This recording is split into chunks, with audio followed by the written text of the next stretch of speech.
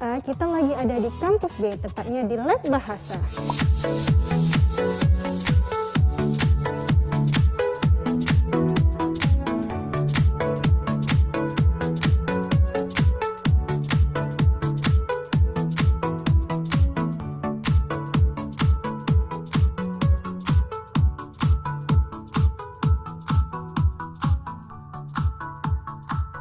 Nah, setelah dari kampus A dan kampus B, kita sekarang lagi ada di kampus C. Penasaran sama fasilitas di dalam? Yuk ikutin aku.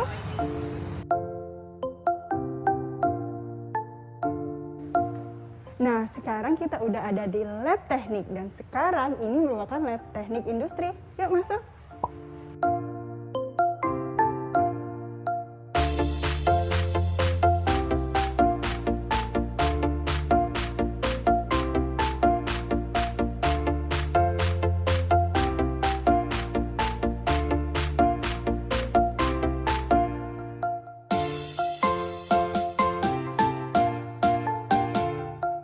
Nah, kalau sekarang ini kita lagi ada di lab teknik elektro.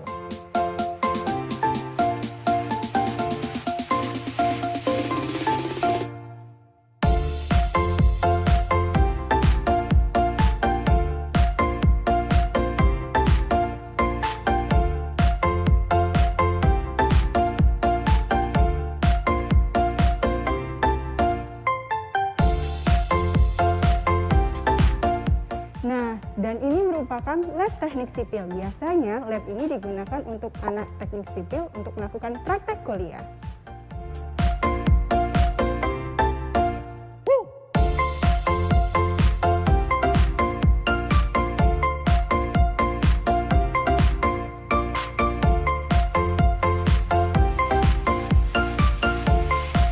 Sekarang kita ke atas yuk.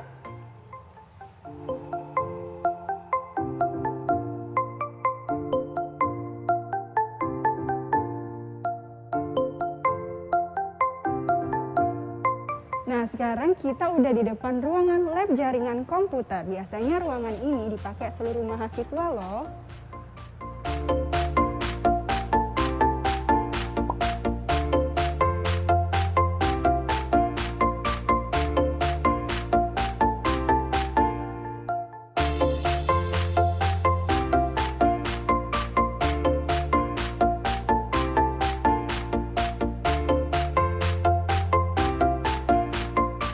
Nah, sekarang Feby lagi ada di Lab Networking Academy.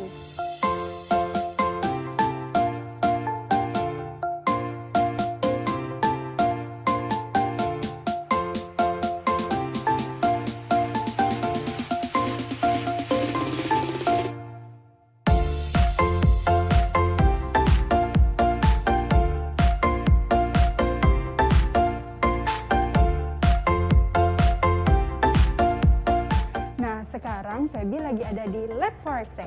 Nah, lab ini biasanya digunakan untuk yang berkaitan dengan networking, security, dan lain-lain.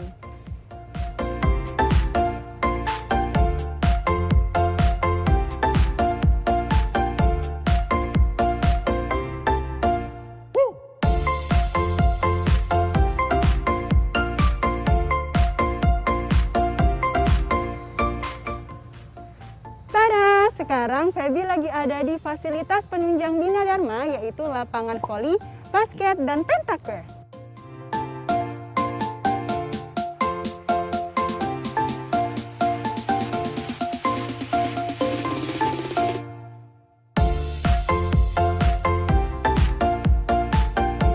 Oh iya, selain kita punya lapangan olahraga di kampus A, kita juga punya lab olahraga di kampus C. Nah, lab ini biasanya digunakan sebagai penunjang praktek mahasiswa olahraga.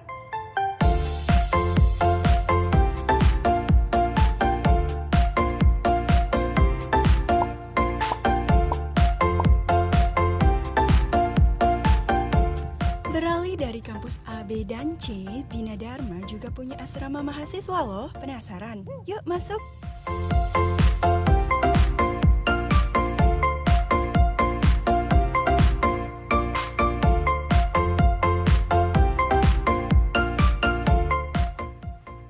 Nah, jadi Feby udah ada di salah satu kamar yang ada di asrama mahasiswa Bina Dharma.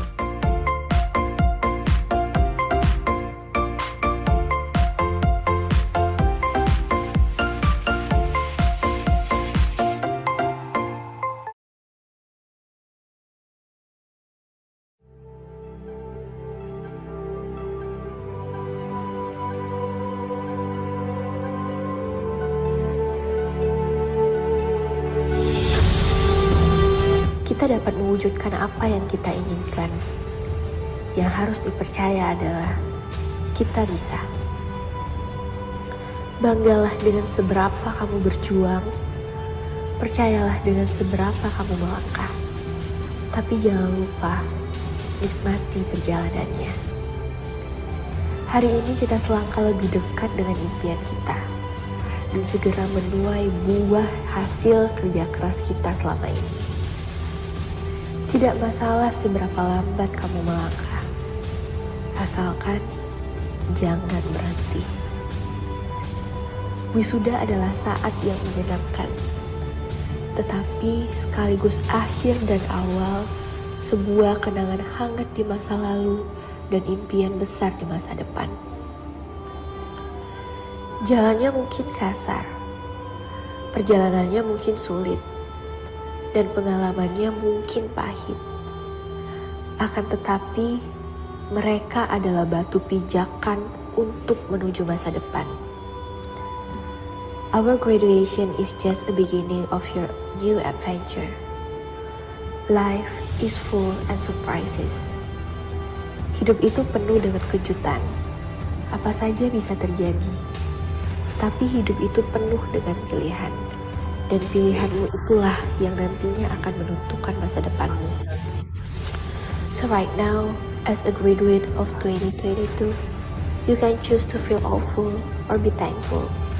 Kamu bisa memilih untuk merasa sedih dan kecewa, atau memilih berterima kasih dan tersenyum bangga. Congratulations for you, my friend, class of 2022. Buat mimpi kita menjadi bermakna, bukan hanya sebagai sarjana, tetapi berguna dan berkarya untuk Indonesia.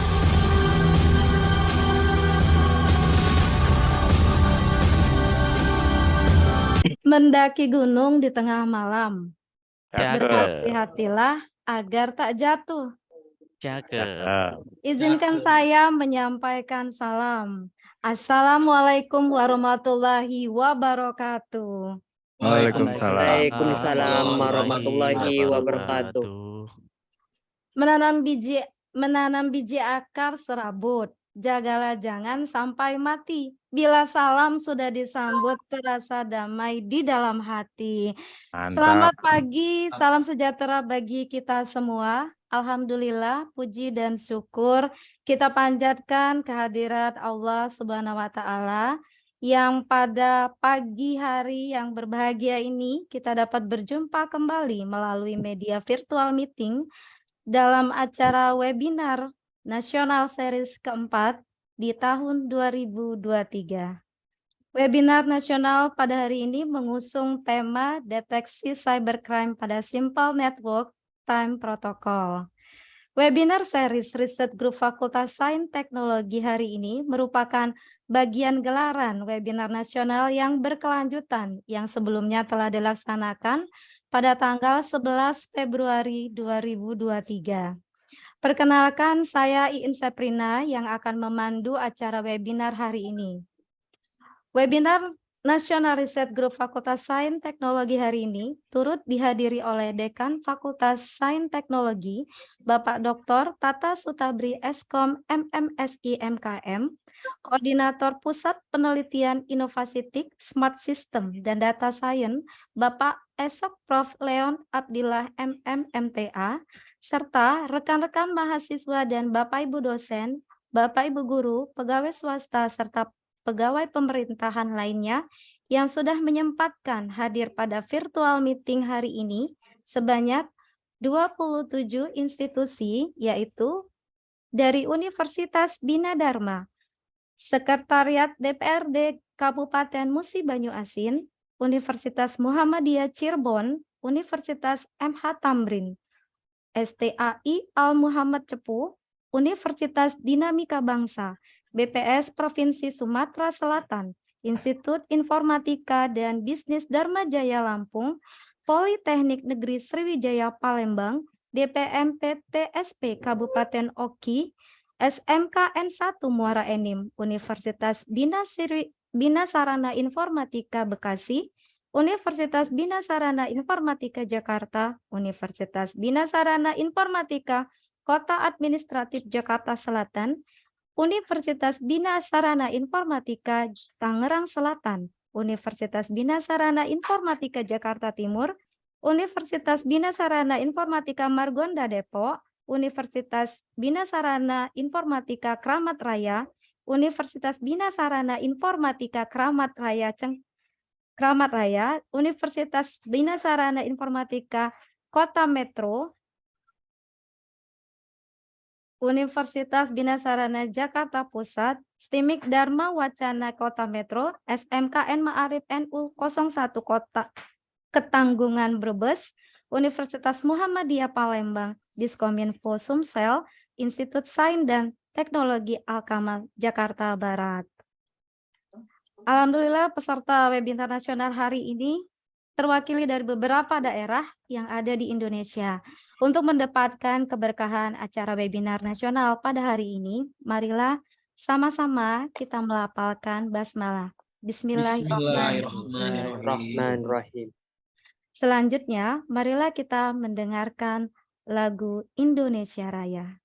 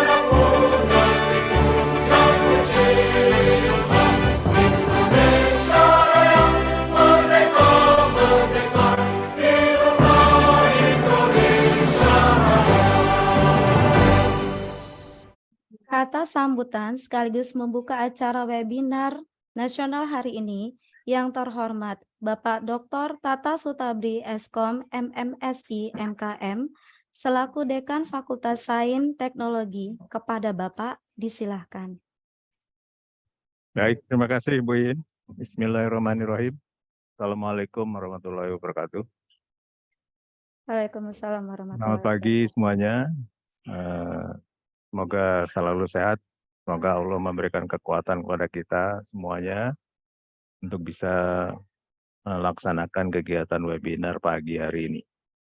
Baik, Bapak Ibu dosen, kawan-kawan mahasiswa, dan mungkin Bapak Ibu dari luar institusi Bina Dharma yang tadi sudah disebutkan oleh Ibu Iin sebagai pembawa acara. Terima kasih atas waktunya sudah bisa hadir dalam kegiatan webinar hari ini.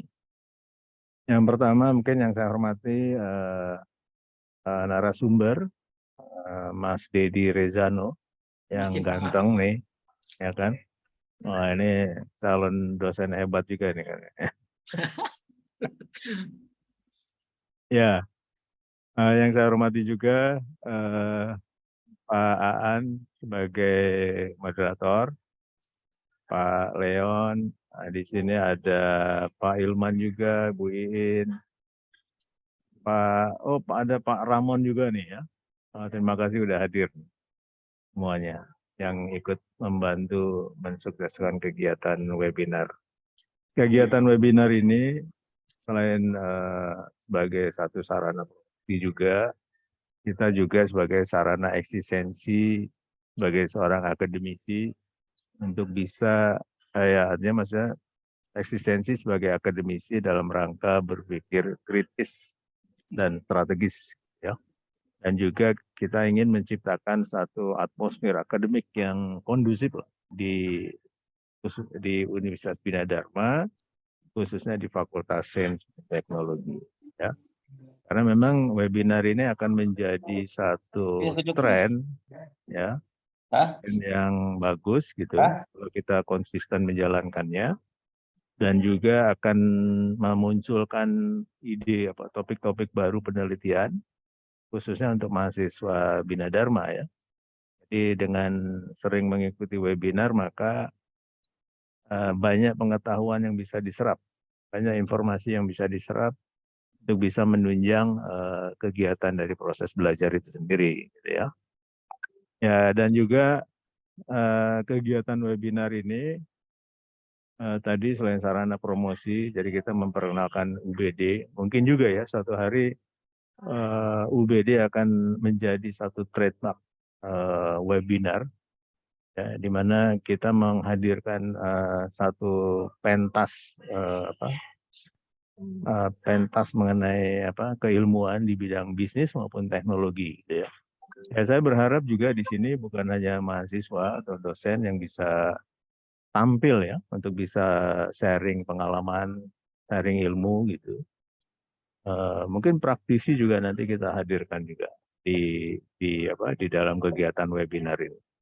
Jadi mungkin Bapak Ibu dosen yang nanti mau sharing untuk pengalaman ilmunya boleh nanti bisa mendaftar di kegiatan di panitia ke Bu Iin atau Pak Leon, nanti kita bisa agendakan di waktu kesempatan yang lain, gitu ya. Baik, mungkin saya perkenalkan sedikit aja nih, Pak Mas Dedi Rezano ini mahasiswa S2 saya, ya, yang sebentar lagi mau sidang tesis, ya. Nah, jadi beliau kebetulan kalau di luar ini kelihatannya kalau lihat aktivitasnya di media sosialnya hanya orang penting ini. Amin, amin Pak, makasih Pak. Ya, jadi ya kita nggak melihat siapa Pak Dedi, tapi minimal sharing pengalaman dan ilmu pengetahuannya itu yang penting untuk kita coba pahami, gitu ya. Mungkin yang baik apa yang ada di Pak Dedi bisa kita tiru, gitu ya. Baik, itu saja. Jadi dengan mengucapkan Bismillahirrahmanirrahim, webinar nasional ya tentang deteksi cybercrime di jaringan SNTP, ya, itu secara resmi dibuka hari ini. Dan selamat kepada kawan-kawan mahasiswa, Bapak Ibu dosen, dan juga para praktisi yang ada di luar institusi Bina Dharma. Semoga mendapatkan keberkahan ya dalam majelis ilmu kita hari ini dalam bentuk webinar, sehingga Tuhan membuka jalan ya dari kesulitan-kesulitan atau masalah-masalah yang kita hadapi hari ini. Amin. Terima kasih.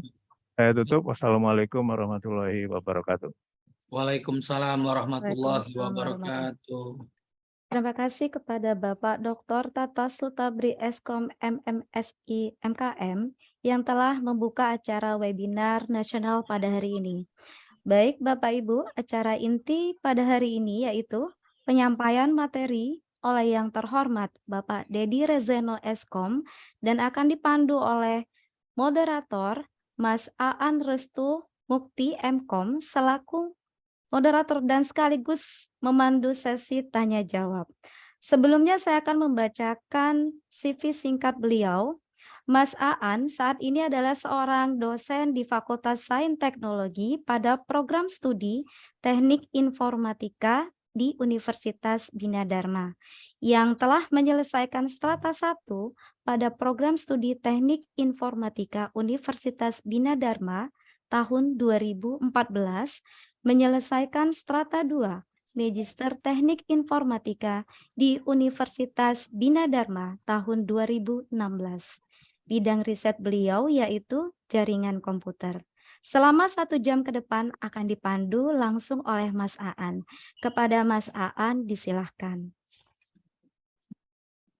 Oke, terima kasih Mbak Iin. Oke, Assalamualaikum warahmatullahi wabarakatuh. Selamat pagi Bapak Ibu. Waalaikumsalam.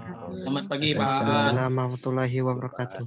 Waalaikumsalam. Izin Pak Tata dan pimpinan, dan saya lihat tadi ada beberapa dosen Universitas Bina Dharma sudah hadir. Alhamdulillah pada kali ini kita bertemu di virtual meeting dengan acara webinar nasional Research Group Fakultas Sains dan Teknologi dengan tema yaitu deteksi cyber crime simple network time protocol.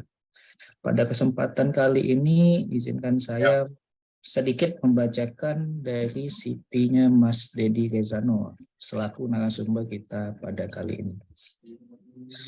Mas Dedi Rezano merupakan ASN penata laporan keuangan sekaligus salah satu admin cyber di instansi tempat beliau bekerja dengan domisilinya di Oki ya Mas, di Kayu Agung. Benar Pak. Benar, Pak. Oke, Mas Dedi Rezano menamatkan kuliah S1-nya di salah satu universitas swasta di Kota Palembang di tahun 2006.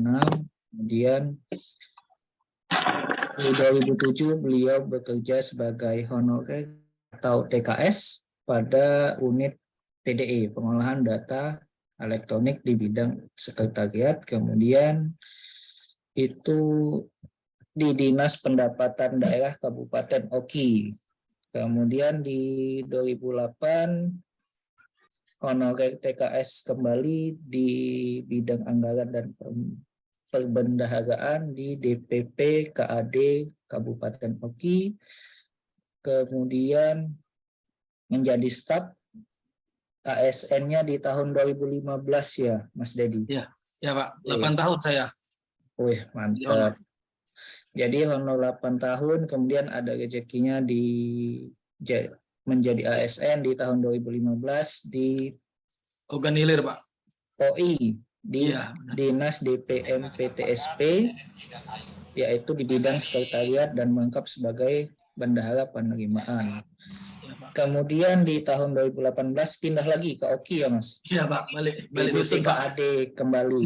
Kemudian sebagai ASN di staf fungsional umum bidang anggaran, bidang akuntansi dan pelaporan. Kemudian saat ini di tahun 2020 di penata laporan keuangan di bidang akuntansi, pelaporan dan diperbantukan di bidang sekretariat PDE. Sepertinya masuk lagi ke awal saat menjadi honor ya di TKS. Benar Pak, ditempatkan lagi karena sudah pengalaman Pak.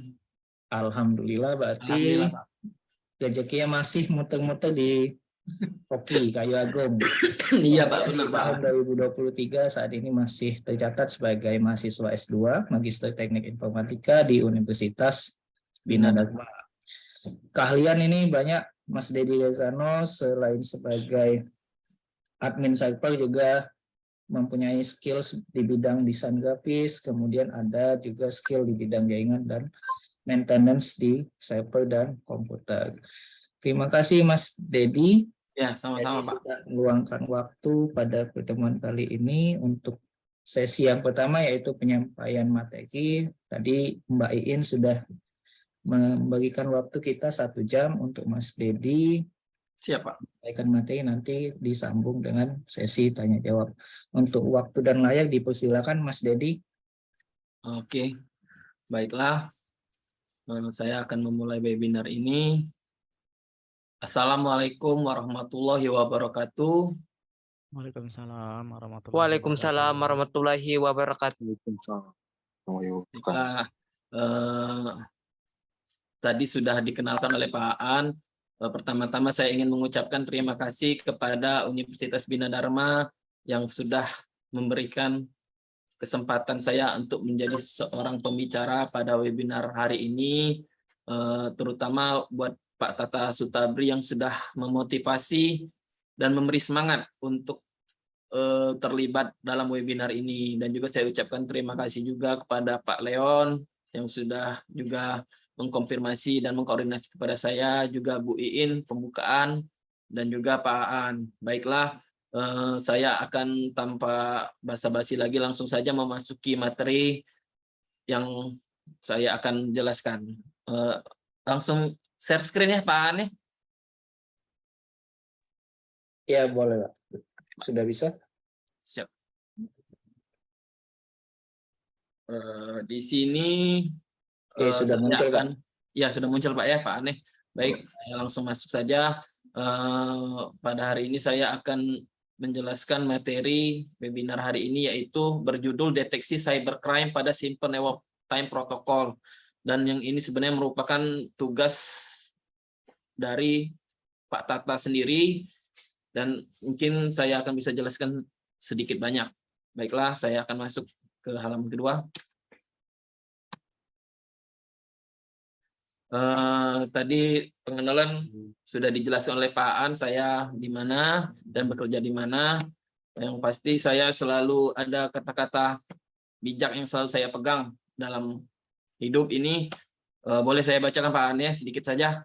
Yaitu, jangan kalah karena keadaan, tapi berjuanglah di setiap kesempatan, karena di balik gelapnya malam akan ada cahaya pagi yang menari.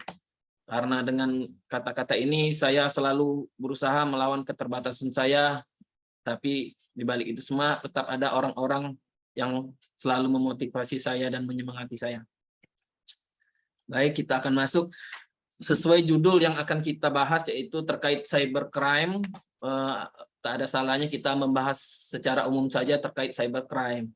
Menurut beberapa sumber yang saya kumpulkan dan saya baca, cybercrime ini adalah kejahatan di dunia maya, yaitu jenis kejahatan yang dilakukan melalui komputer dan jaringan. Komputer sendiri merupakan alat utama untuk melakukan cybercrime ini, tetapi juga komputer juga dijadikan sebagai target dari kejahatan ini. Biasanya cybercrime ini membahayakan seseorang saat terjadi pencurian data pribadi, baik itu data keuangan, data perusahaan maupun data pegawai, sehingga akan membahayakan perusahaan yang telah dicuri datanya dan sangat berbahaya sekali. Perbedaan utama kejahatan cyber baik yang konvensional maupun yang sudah canggih, yaitu kehadiran teknologi yang seolah-olah memudahkan kejahatan tersebut, karena bisa dilakukan dari jarak jauh dan banyak sekali metode-metode kejahatan cybercrime pada saat ini. Yang apa saja yang termasuk cybercrime saya rangkum, walaupun mungkin tidak seluruh. Salah satunya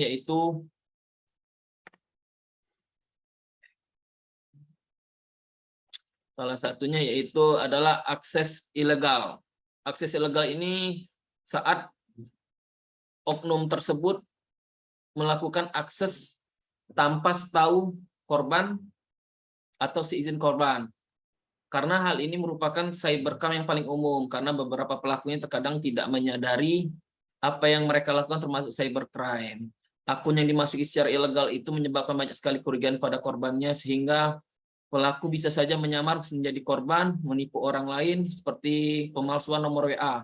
Itu sering terjadi pada saat ini. Dia memakai foto profil pribadi seseorang dengan mengaku-ngaku akan ada jual beli atau meminta bantuan, baik itu keuangan ataupun pulsa, salah satunya. Kedua, phishing.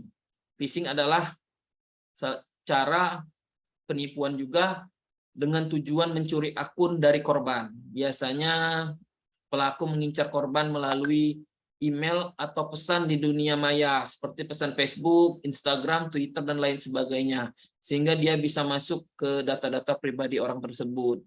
Phishing juga bisa diartikan upaya untuk memperoleh informasi mengenai data seseorang dengan menggunakan teknik penipuan, dengan mengaku sebagai orang lain, mengirimkan sebuah link yang ternyata sebuah aplikasi tipuan yang bisa mencuri informasi, karena kita akan bisa terjebak. Aplikasi tersebut bisa meminta user dan password email kita. Nah, itu sangat berbahaya sekali. Yang ketiga, yang termasuk cybercrime, yaitu penipuan OTP, on time password, yaitu adalah kode rahasia elektronik yang dikirimkan khusus kepada penggunanya. OTP ini biasanya dikirimkan ketika Anda hendak melakukan transaksi keuangan secara online. Jadi untuk memastikan bahwa Anda adalah pengguna aslinya, padahal bukan. Penipuan ini biasanya dilakukan dengan mencuri kode rahasia elektronik tersebut, sehingga pelaku dapat menyamar menjadi pihak di mana aplikasi jual beli seperti Shopee, Tokopedia bisa mempercayainya, dan sehingga dia bisa menguras dana atau saldo yang kita miliki pada akun tersebut. Keempat yaitu kejahatan konten ilegal, merupakan konten yang berisi atau informasi yang dianggap tidak benar, tidak etis, dan mengganggu ketertiban umum, bahkan melanggar hukum. Nah, kejahatan konten ilegal terjadi pada saat konten tersebut dibagikan ke khalayak umum, sehingga dapat menimbulkan keresahan maupun kekacauan di masyarakat, karena bisa saja terjadi adu domba antar kedua kubu atau suku, apalagi bermain dengan isu sara. Yang kelima yaitu cyber terrorism. Itu terorisme cyber merupakan cybercrime yang merugikan antar negara karena bisa mengancam keselamatan warga negara serta pemangku kepentingan yang mengatur jalannya pemerintahan. Biasanya aktivitas cybercrime terorisme ini mengacu pada serangan komputer antar negara, jaringan sistem, sehingga mendapatkan informasi penting suatu negara dengan tujuan untuk intimidasi maupun ada kepentingan tertentu. Yang kedua, apa saja metode cybercrime? Yaitu satu, password cracker. Password cracker ini adalah tindakan mencuri kata sandi dari akun orang lain dengan menggunakan program yang mengekskripsi data sandi. Tindakan ini juga sering dilakukan untuk menonaktifkan sistem keamanan kata sandi, baik itu dalam perusahaan maupun pribadi juga bisa. Spoofing merupakan situasi di mana pelaku atau program yang digunakan oknum berhasil mengidentifikasi dirinya sebagai orang lain. Biasanya pengguna asli atau komputer dan jaringan dengan cara memalsukan data. Dengan cara spoofing dapat melakukan seperti email, SMS, dan lain sebagainya. Ini juga sering terjadi yang nomor 3 ini, Distributed Denial of Service Attack.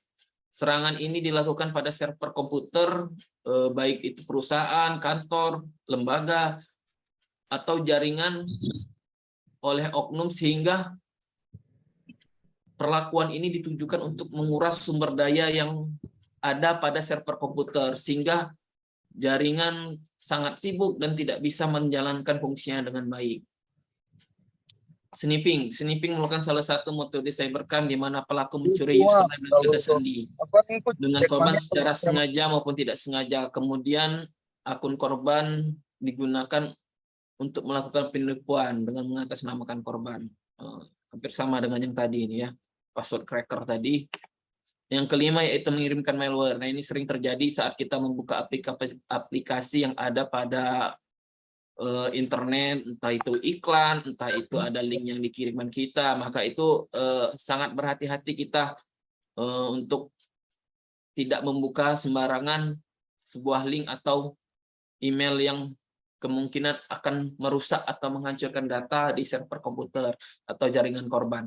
Beberapa yang termasuk dalam malware ini seperti virus, worm, trojan, spyware, ransomware, adware, dan lain sebagainya. Ini sangat sering terjadi pada saat ini. Oke, kita lanjut. Terakhir saya baca ada sebuah yang mendasari saya melakukan penelitian ini, ada sebuah artikel yang diterbitkan oleh aptika.kominfo.go.id terkait antisipasi bersama tingkatkan sistem dan cegah serangan cyber. Ternyata serangan cyber ini bisa terjadi di belahan negara mana saja. Meningkatnya penggunaan internet sangat beresiko dan semakin masifnya ancaman peretasan dari berbagai pihak yang tidak bertanggung jawab. Badan Cyber dan Sandi Negara (BSSN) mencatat hingga April 2022 serangan cyber di Indonesia mencapai angka 100 juta kasus. Bayangkan, jenis serangan cyber yang banyak ditemukan BSSN didominasi oleh serangan ransomware dan malware. Nah, yang sudah dijelaskan yang sebelumnya tadi, dia menambahkan ada 4 potensi yang mengundang serangan cyber di ranah digital, yaitu kredensial, phishing, people, dan server. sebanyak 80% serangan cyber menyerang dari sisi server, karena server adalah pusat dari himpunan atau bank data, baik itu aplikasi, database, sehingga kalau sudah menguasai server, biasanya dia bisa merusak keseluruhan dari jaringan. Sebagai informasi, yaitu phishing merupakan upaya untuk mendapatkan informasi data seseorang dengan teknik pengelabuan. Data yang menjadi sasaran phishing adalah data pribadi, nama, usia, dan alamat, data akun. Nah, yang tadi username dan password. Nah, ini sangat harus kita jaga. Dan data finansial, informasi kartu kredit, rekening, maupun tabungan. Karena itulah saya melakukan objek penelitian di tempat di mana saya bekerja, yaitu pada Badan Pengelola Keuangan dan Aset Daerah Kabupaten Ogan Komering Ilir. Kabupaten Ogan Komering Ilir yaitu disahkan, dulu namanya bukan BPKAD, melainkan yaitu DPPKAD, karena di tahun 2016 ada peraturan baru, pengelola keuangan dan aset daerah berpisah dengan Dinas Pendapatan Daerah. Jadi dia sekarang hanya mengelola keuangan dan aset daerah pada kabupaten. Visi dari Badan Pengelola Keuangan dan Aset Daerah KOKI yaitu terwujudnya efisiensi dan efektivitas pengelolaan keuangan dan aset daerah. Misi yaitu meningkatkan pelayanan keuangan daerah, manajemen, dan sistem prosedur pengelolaan keuangan daerah serta pemberdayaan aset daerah. Kedua, efisien dalam pengelolaan keuangan daerah. Ketiga, efektif pemanfaatan aset daerah. Saya ditempatkan pada bidang akuntansi dan pelaporan. Sebelumnya memang sudah sempat di beberapa bidang saya sudah bekerja di kantor tersebut, tapi yang saat ini saya ditempatkan pada akuntansi dan pelaporan. Di era digital ini begitu banyak aplikasi keuangan, baik yang di swasta maupun yang memang dibuat oleh pemerintah itu sendiri. Di kantor BPKAD ini terdapat sebuah server. Server ini ialah server aplikasi yang ada database aplikasi keuangan penatausahaan daerah, di mana saya sebagai administrator server tersebut, tapi tetap saya bekerja bersama tim karena kami berbagi tugas, ada yang bagian jaringan, ada yang bagian manajemen, maupun bagian penata letak jaringannya juga. Ini salah satu ada 3 foto, ini kantor BPKAD-nya, Bapak-bapak dan Ibu-ibu. Dan juga ini kesibukan hari-hari saya melayani para OPD yang berjumlah 53 OPD ada di Kabupaten Oki, dan semuanya menginduk pada server yang ada di kami untuk aplikasi keuangan, penatausahaan keuangan. Oke, lanjut. Beberapa sistem informasi keuangan yang dipakai di BPKAD sebenarnya masih banyak, tapi yang berkaitan dengan saya sendiri pada server yaitu adalah Simda Keuangan. Simda Keuangan ini yang berbasis desktop dan database lokal ada di server. Kami menggunakan SQL Server 2008. Yang kedua yaitu SIPD, ini dari Kemendagri berbasis web dan di database ada di pusat. Ini baru dipergunakan aktif dari mulai tahun 2020 atau 2021 sampai sekarang. Dan AppMis ini juga salah satu aplikasi penatausahaan laporan juga yang dikembangkan oleh BPKP Pusat. Tapi yang sangat terkait untuk metode yang akan saya gunakan ini yaitu Simda Keuangan ini, karena dia database-nya ada di tempat server kami di kantor itu sendiri yang diakses oleh 53 OPD, baik juga di kantor itu sendiri. Baik, lanjut. Kita masuk ke landasan teori, yaitu saya akan membahas sedikit terkait judul juga ini yang dari awal, yaitu deteksi cybercrime pada SNTP, Simple Network Time Protocol. SNTP ini adalah protokol jaringan yang digunakan untuk mensinkronisasi waktu dalam jaringan komputer. Biasanya digunakan untuk sistem dengan menggunakan protokol NTP, Network Time Protocol, yang lebih kompleks. SNTP dapat digunakan pada jenis jaringan, mulai dari jaringan lokal hingga jaringan global. SNTP juga dapat digunakan pada jaringan yang tidak terlalu kompleks dan tidak memerlukan ketelitian tinggi seperti jaringan kantor atau jaringan rumah. Jadi saya anggap SNTP ini ada di kantor kami sendiri. Terus firewall ini secara singkat saja merupakan perangkat yang berfungsi untuk memeriksa hingga menentukan paket data yang dapat keluar atau masuk dari sebuah jaringan dengan kemampuan. Jadi dia ini seperti memfilter data yang mana boleh masuk, yang mana boleh tidak di dalam suatu jaringan kantor. Karena kalau kita tidak menguatkan sisi firewall ini, akan dikhawatirkan banyak serangan-serangan yang akan terjadi pada server kita itu dan bisa mengakibatkan hal yang tidak diinginkan. Firewall juga digunakan untuk mengontrol akses terhadap apapun yang memiliki akses terhadap jaringan pribadi dari pihak luar. Mikrotik, ini poin-poin yang akan digunakan dalam penelitian ini, yaitu mikrotik terbagi dua macam, yaitu software router OS dan hardware router board. Mikrotik router OS adalah sistem operasi dan perangkat lunak yang dapat digunakan untuk menjadikan komputer menjadi router network yang handal, sehingga dapat membantu kinerja jaringan pada sebuah lembaga atau perusahaan. Cocok digunakan oleh internet service provider dan provider hotspot. Nah, di sini kami menggunakan aplikasi Winbox sebagai aplikasi yang untuk manajemen user maupun data dari mikrotik itu sendiri. Winbox ini dapat diunduh gratis pada situs mikrotik itu sendiri. Yang kedua yaitu virus dan malware. Sebelumnya sudah saya jelaskan.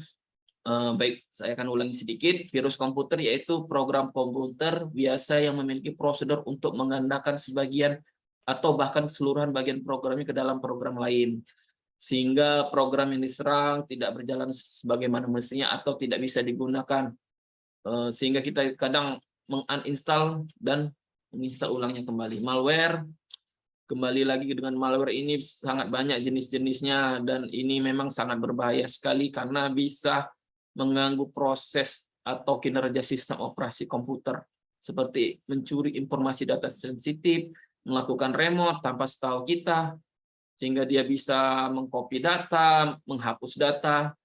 Banyak sekali dalam berbagai bentuk pokoknya malware ini, seperti script, kode, active content, dan perangkat lunak. Port ini adalah sebuah terminologi dalam komputer yang mengacu pada sebuah jalur komunikasi yang menghubungkan antar komputer dengan perangkat lain seperti printer, scanner, dan jaringan.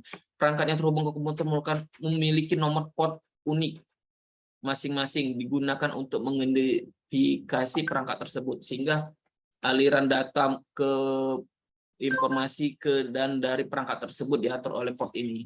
Internet working yaitu salah satu proses menghubungkan dua atau lebih jaringan komputer agar dapat saling berkomunikasi.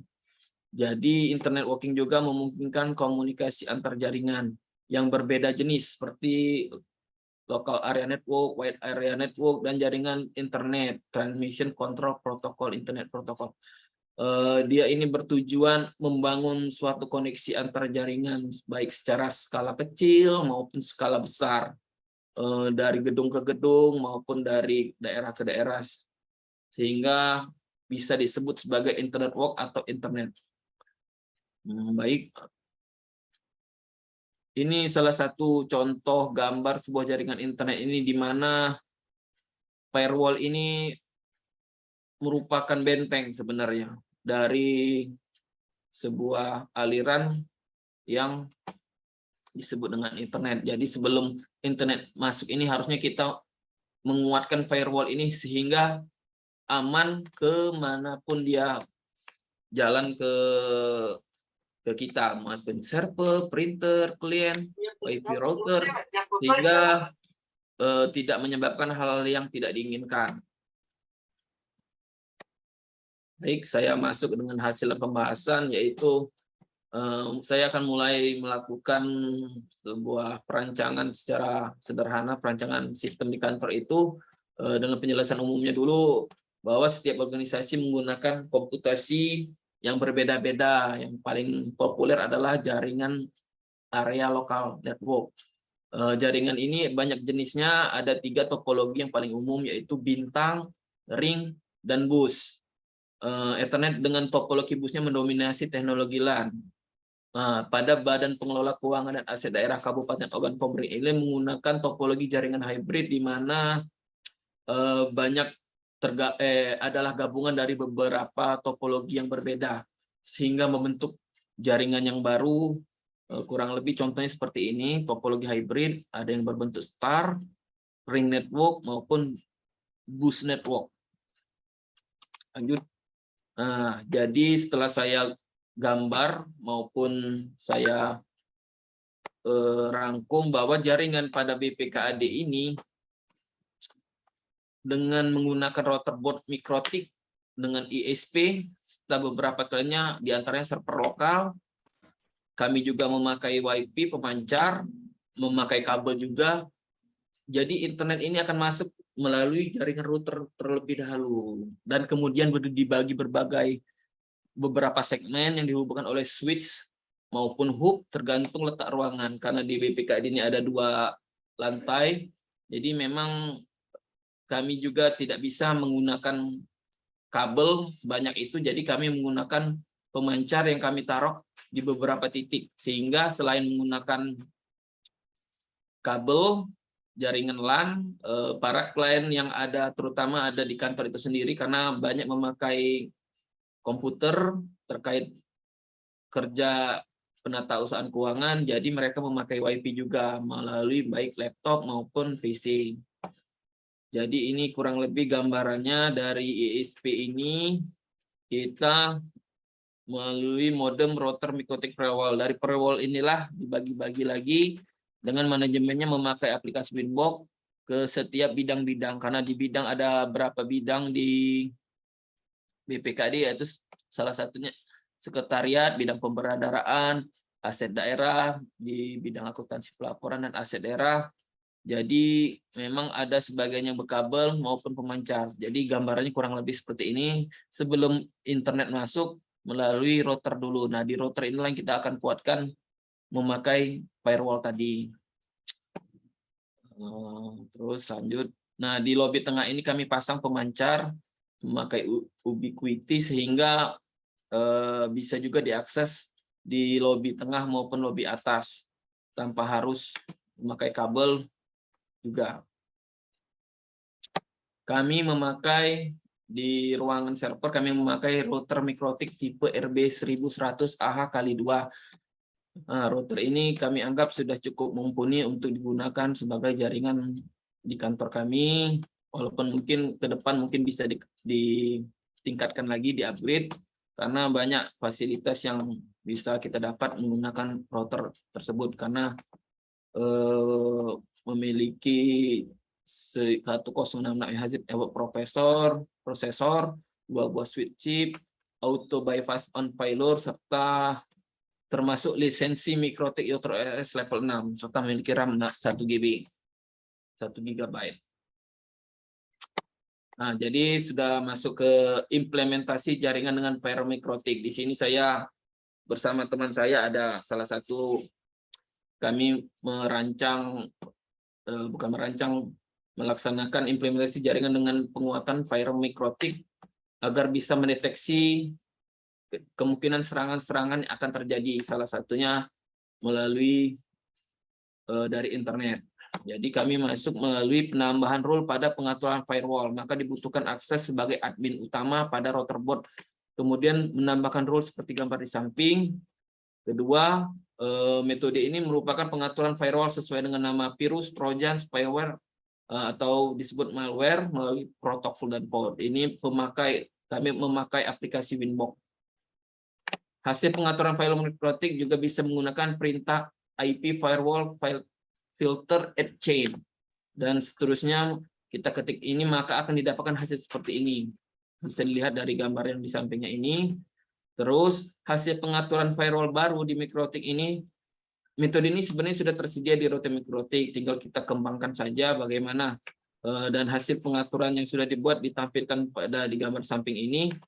Untuk penambahan role malware dan virus dengan port-portnya yang banyak dan berbagai jenis malware dan virus lainnya bisa dikaji dan didapatkan dari berbagai sumber lainnya, karena perkembangan virus ini selalu dengan pesat juga. sehingga jumlah malware dan port yang terus bertambah. Akhirnya setelah kita jalankan implementasi tadi, akan terlihat byte dan paket serta statistik yang dinyatakan bahwa terdapat lalu lintas yang mencurigakan seperti malware pada jaringan. Dengan seperti ini kita dapat memfilter hal-hal yang tidak diinginkan seperti serangan malware sebelum dia masuk ke jaringan kita. Dapat yang digunakan dan router dapat mematikan akses malware sebelum menyebar ke seluruh jaringan. Juga mencegah perangkat atau pengguna lain diserang oleh malware tersebut. Jadi untuk melihat statistik malware ada di tab yang dapat dilihat pada tab menu statistik yang ada pada menu firewall di Mikrotik.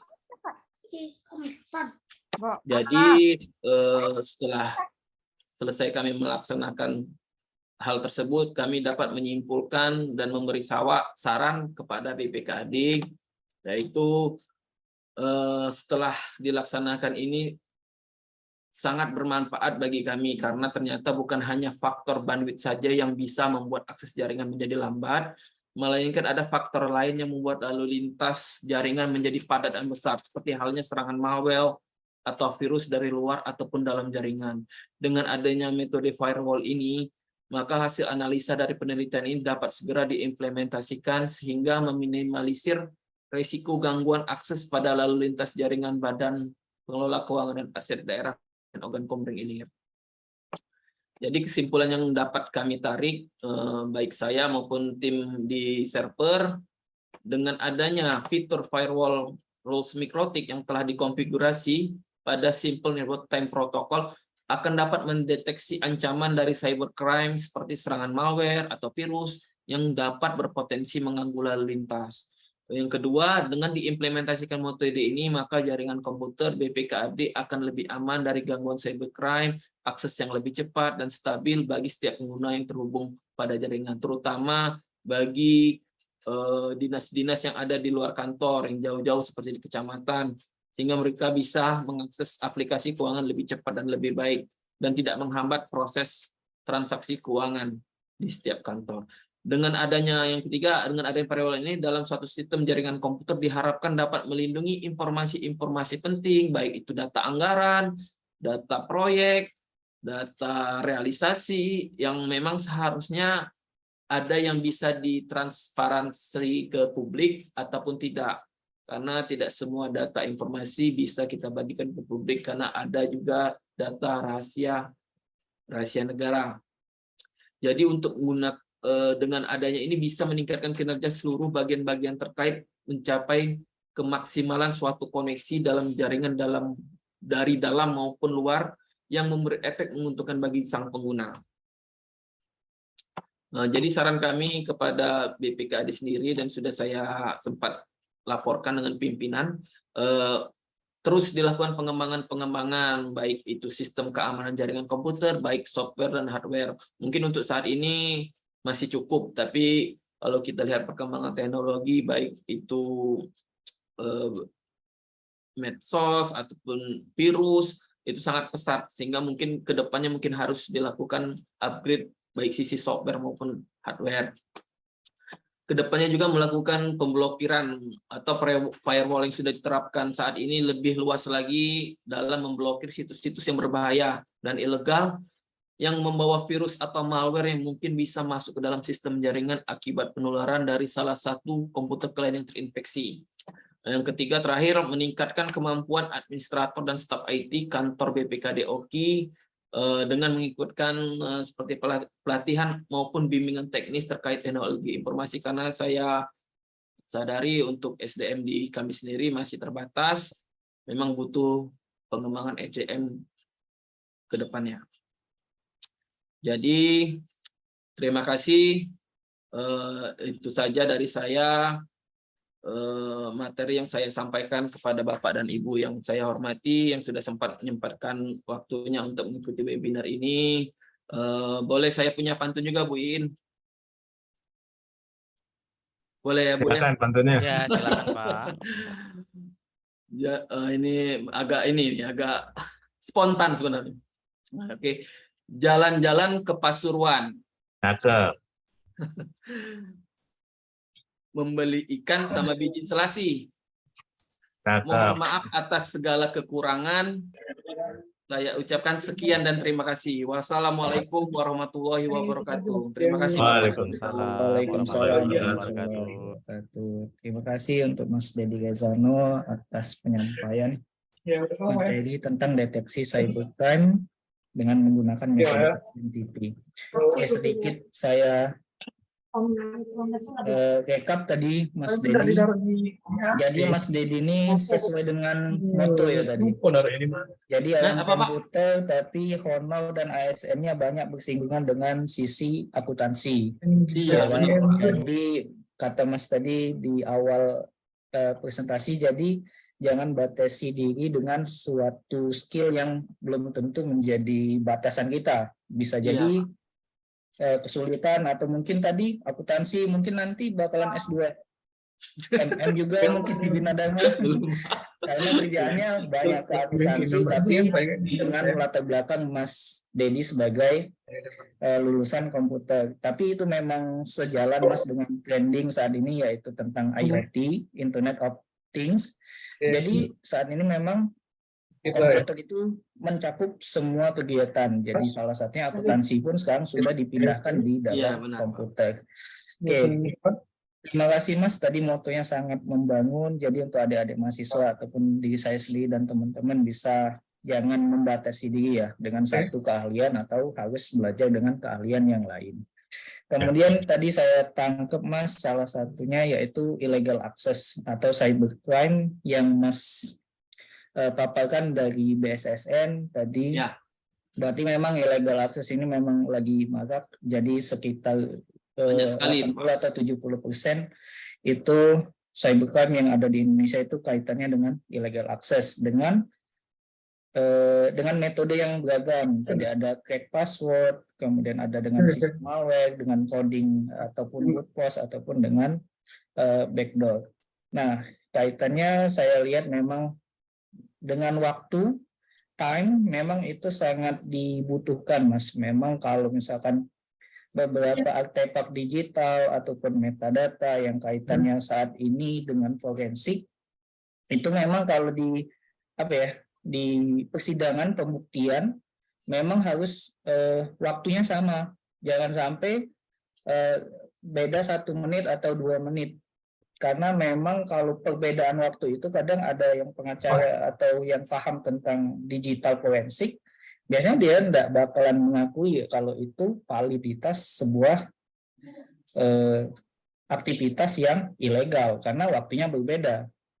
Kemudian tadi ada istilah tentang port dan internet working, memang itu mungkin hal kecil tapi itu sangat krusial sekali itu, Pak. Dalam suatu koneksi server ataupun koneksi internet itu menggunakan port-port yang berbeda. Mungkin penjelasannya lebih detailnya itu secara teknis ya, tapi secara garis besarnya itu seperti terowongan. Jadi port itu di dalam satu internet, satu IP, tapi terowongannya dipecah-pecah melalui port, biasanya dengan angka kan portnya. Kemudian tadi dengan keterbatasan SDM, keterbatasan alat, saya lihat tadi di paparan materinya itu Mas Dedi dan tim itu membangun firewall yang maksimal dengan router ya, tadi dengan router Mikrotik RB seri sekian, kemudian membangun firewallnya juga memperhatikan dengan SNTP, jadi jangan sampai jaringan dan firewallnya punya akses atau waktu yang berbeda. Kemudian tadi illegal access dengan rule-nya itu tadi bisa beragam ya sesuai dengan seri mikrotiknya. Kemudian rule tentang pembatasan malware ataupun virus scanningnya itu juga dibuat. Jadi memang deteksi-deteksi itu di awal. Jadi memang kadang ada yang administrator itu, Mas, ada yang dia konsen dengan pengamanan tapi tidak konsen dengan deteksi. pengamanan sudah full tapi deteksinya nggak tahu.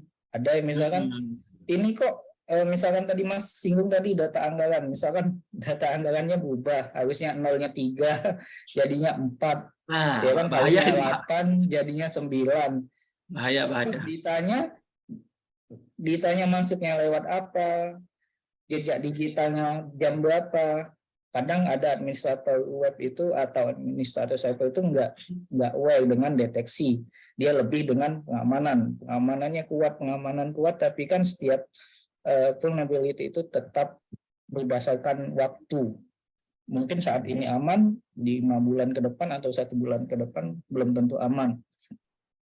Kemudian yang saya tangkap tadi ada kaitannya tentang sedikit publikasi. Jadi di pemerintahan itu yang saya tangkap tadi ada publikasi data yang kaitannya umum, publik, kemudian ada publikasi data yang kaitannya terbatas, berarti kalangan tertentu yang boleh tahu. Iya, benar, Ada Pak. publikasi data yang kaitannya tentang rahasia. Jadi kaitan rahasia itu berarti yang lebih spesifik yang tidak bisa Iya, benar, Pak. Lebih rinci dia, Pak. Oke, terima kasih Mas. Tadi mungkin itu yang bisa saya tangkap untuk Ya, terima kasih Pak materi Wan. dan paparannya tadi. Mungkin dari teman-teman di sini bisa kita lanjutkan dengan sesi tanya jawab. Sesi tanya jawab berapa menit Mbak Iin? Oke, tanya jawab ya. 15 menit. Oke, untuk yang sesi yang pertama tanya jawabnya 15 menit. Mungkin dipersilakan dulu ataupun mungkin ada yang mau ini Mas apa namanya? Konsultasi mungkin. Pak, di dinas kami cuma ada mikrotik seri ini atau di dinas kami nggak ada pakai mikrotiknya ataukah konsultasi ataupun sharing ya.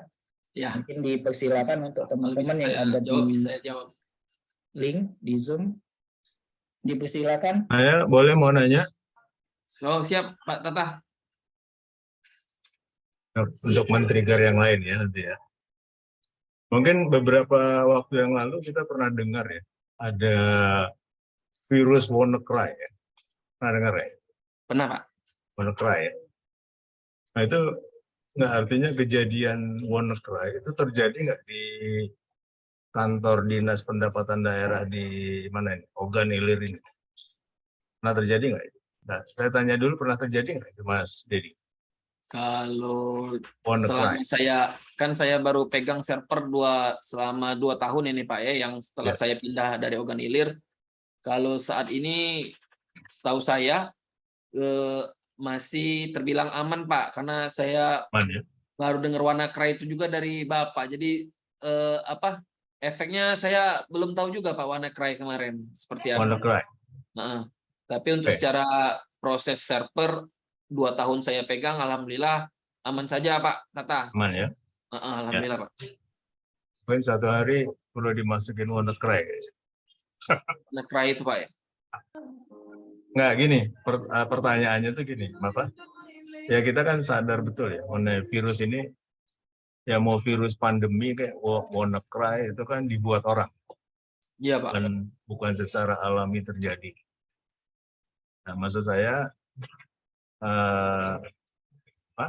yang mungkin Mas Dedi tahu gitu ya, mungkin juga jadi bahan sharing untuk kawan-kawan yang belum tahu tentang WannaCry ini. Ciri-ciri ya, indikator ya. Kalau kita sadar komputer kita kemasukan WannaCry atau kemasukan virus secara umum. Iya Pak. Sehingga nanti bisa memberikan informasi ke kawan-kawan. Kalau indikasinya begini nih, indikatornya begini nih, virusnya ini misalkan. Ya kan? Ya, tadi kan sedikit bicara tentang virus juga ya. Iya Pak. Ya mungkin karena mungkin kalau WannaCry kan memang hampir terjadi ya di seluruh dunia, gitu. Seperti virus COVID. Kalau orang ngomong COVID tuh nggak mungkin nggak tahu. Gitu. Jadi sama halnya kalau saya bicara WannaCry, ya mungkin nggak tahu gitu. Indikasinya kalau kita kena kira-kira apa ya? Saya juga nggak tahu gitu. Ya, kalau kena COVID kan indikasinya apa? Demam, batuk, Nah, pilek, gitu kan? sesak. Nah, kalau WannaCry, kira-kira sepengetahuan Mas Dedi, indikasinya apa? Kalau misalkan kita sadar laptop kita atau desktop kita kena WannaCry. Kalau pernah saya baca Ya. meminta ini Pak Denny, file kita terkunci, jadi dibuatnya terkunci, terus mereka melakukan komunikasi ke kita dengan seperti meminta sejumlah uang agar file penting kita itu bisa dibuka kembali. Kalau saya pernah baca Pak. Ya. Jadi sebagai menyandera data kita dia jadi Pak jatuhnya. Iya. Indikasinya begitu ya, nggak bisa dibuka ya. Iya, file salah satunya kali Pak ya. Pernah saya baca ataupun pernah Ya. Pak pernah jelaskan di sesi kuliah. Ya mungkin itu indikasi secara umum ya, artinya semua orang bisa tahu itu. Kalau kondisi begitu semua orang secara normatif paham gitu, oh file saya nggak bisa dibuka nih, kunci gitu. Itu kena WannaCry. Secara umum betul. Emang artinya bisa dipahami, semua orang bisa tahu. Secara khusus mungkin ada yang ini, Mas Dedi. Yang artinya benar-benar ini WannaCry. Artinya kalau udah khusus tuh berarti kan kalau kita kena COVID nih. Kalau tadi kan apa? Demam ya. Iya. Nah, demam kan belum tentu COVID kan. Saya belum gajian aja bisa demam. Muncul tulisan apa Pak? Suruhnya Ya, nangis. misalkan nih, harusnya hari ini gajian. Terus belum gajian, wah pasti malamnya saya demam. Langsung pilek-pilek Pak Tata ya. Udah gajian sehat Pak ya? Nggak, artinya kondisi demam itu kan situasi yang normatif lah ya. Kita tidak langsung mengatakan ini indikasinya COVID, indikasinya WannaCry. Tapi kalau sudah nggak bisa nyium apa tuh? Nyium bau apa? Bau jengkol misalkan ya. Kok baunya bau durian gitu. Nah ini harusnya bau jengkol, bau durian. Nah itu berarti kena COVID tuh. Bahaya itu. Atau dia nggak mencium, nggak bisa mencium apa gitu, bau rasa yang pastinya. Itu pasti kena COVID. Udah demam, terus disuruh nyium jengkol gitu ya, yang nyengat apa durian nggak kecium, nggak bawa apa-apa.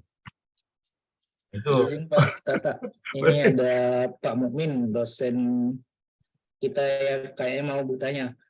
Oh ya, silakan. Silakan Pak Mukmin. Ya mungkin nanti dijawab dari itunya. Spesifikasi yang khusus. Terima kasih. Oke, baiklah. Assalamualaikum warahmatullahi wabarakatuh. Waalaikumsalam warahmatullahi wabarakatuh. Selamat siang Pak Tata, Pak An, siang. Bapak narasumber dan rekan-rekan lainnya. Sebenarnya pertanyaannya simpel Pak. Kira-kira nih Pak, mengingat nih kan banyak juga nih pesertanya, ada 67 peserta ya. Kira-kira apa sih potensi yang masih bisa digali untuk khususnya ini kayaknya banyak adik-adik mahasiswa ya yang bisa diangkat nih untuk topik atau tema ini agar bisa dijadikan tugas akhir lah, kurang lebih seperti itu. Nah, tambahan satu lagi, ini sekedar sharing saja terkait dengan tema ya, yaitu tentang Simple Network Protocol. Yang saya tahu biasanya Simple Network Protocol ini biasanya benar apa yang dikatakan Pak Aan, sebenarnya untuk sinkronisasi waktu ya antar perangkat yang ada di dalam network. Nah, kalau di dalam prakteknya di dalam industrinya biasanya ini sangat krusial posisinya, karena biasanya di dalam industri itu kan dia biasanya berhubungan dengan LSA atau Service Level Agreement, karena biasanya di dalam industri itu biasanya ada apa namanya, ada beberapa vendor biasanya. Nah, di mana contoh saja misalkan di salah satu perbankan biasanya ATM itu miliknya siapa? Misal miliknya NCR atau Wincor. Nah, sedangkan pemangku kepentingan dari pihak bank itu kan nanti menyerahkan lagi bagian networkingnya itu ke outsourcing lagi atau ke pihak ketiga lagi. Nah, biasanya karena terdiri dari beberapa vendor tadi, nah biasanya mereka menyepakati yang namanya LSA atau Service Level Agreement. Nah, biasanya peran dari Simple Network and Protocol biasanya di saat menentukan LSA tadi. Jadi kalau waktunya nggak sama, jadi menentukan LSA-nya gimana kan gitu kan.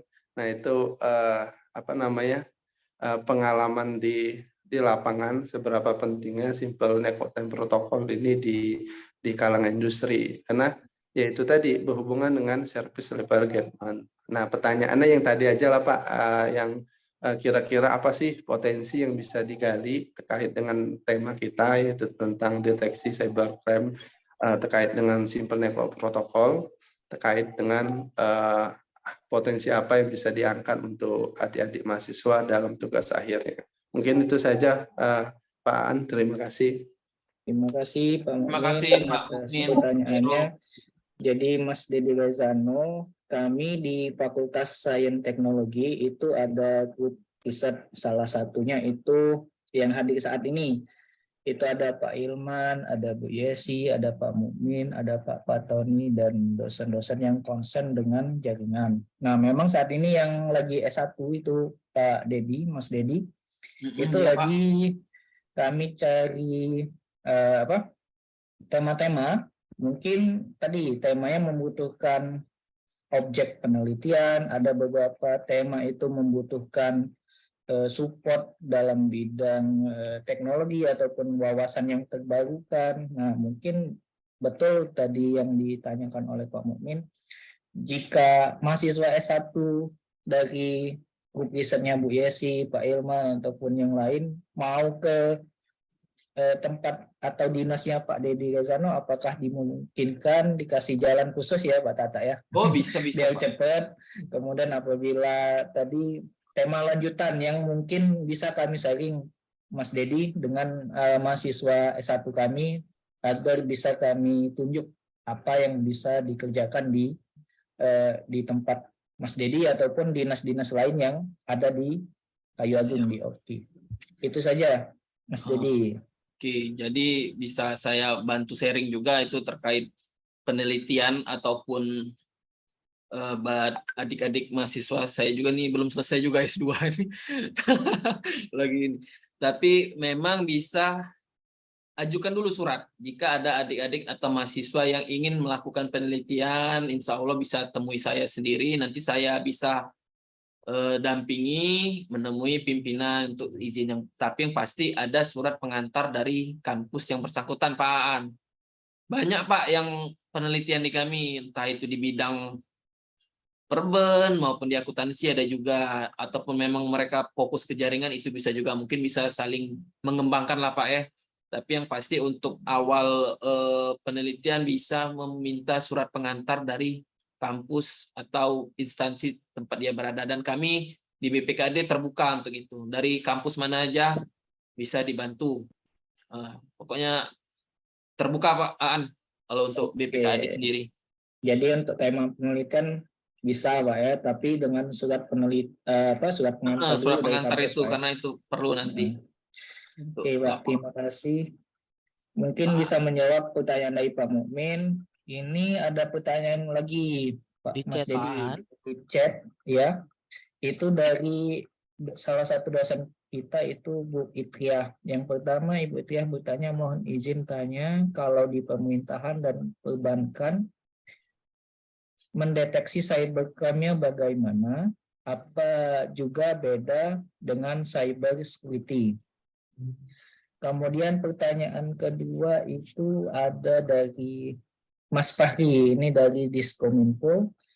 Belakangan ini sering terjadi penyusupan judi slot online di beberapa website instansi. Walaupun sudah diperbaiki oleh pengembang, seminggu kemudian muncul kembali dengan link yang berbeda.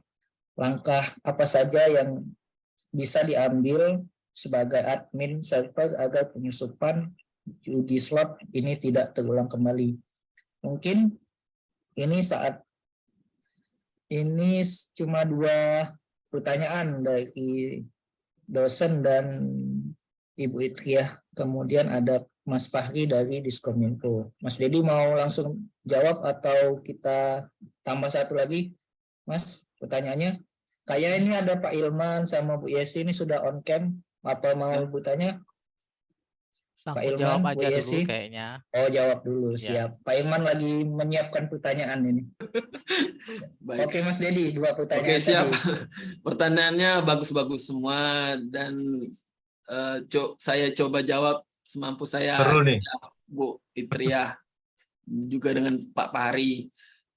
Kalau di pemerintahan, kalau secara pengalaman saya menjadi admin server, sebenarnya di server sendiri kan sudah ada ini, Bu, antivirus maupun aplikasi-aplikasi perlindungan, baik yang memang sudah bawaan dari Windows maupun yang dari luar Windows juga. Jadi kami memang biasanya tim admin biasanya setiap hari atau per beberapa hari mengecek langsung dengan melakukan scan baik otomatis maupun manual. Jadi jika terlihat ada serangan maupun ada aktivitas mencurigakan, biasanya kami langsung cari permasalahannya. Apakah memang internet lagi ada gangguan ataupun memang ada serangan dari virus atau malware, sehingga langsung kami lakukan tindakan-tindakan yang bisa mengamankan situasi tersebut. Nah, untuk terkait perbankan, saya belum bisa jawab karena memang fokus kami di sini tidak terkait aplikasi perbankan. Yang pasti kalau untuk kami sendiri di sini biasanya untuk mendeteksi hal tersebut, selain yang penelitian yang kami tadi melalui scanning antivirus maupun mencek langsung aktivitas yang mencurigakan di server. Mungkin itu saja yang bisa saya jawab untuk pertanyaan yang dari Bu Itriah. Langsung jawab yang kedua ya Pak Ane. Kalau yang kedua ini sering terjadi penyusupan judi slot online di website instansi maupun yang sudah diperbaiki. Kalau untuk di kami sendiri, alhamdulillah belum terjadi Pak Pahri yang seperti penyusupan judi slot online ini. Memang sering terjadi kalau kita buka sebuah situs, tiba-tiba ada muncul seperti link-link yang timbul-timbul kayak klip-klip, tapi intinya itu ada gambar remi atau gambar tidak bagus kalau menurut saya, dan itu mungkin seharusnya langsung kita lakukan pemblokan situs melalui aplikasi Winbox yang ada di router kita sendiri. Jangan sampai yang situs-situs yang meresahkan seperti itu bisa terklik tidak sengaja, baik di klien atau komputer-komputer yang pengguna yang ada di BPKAD.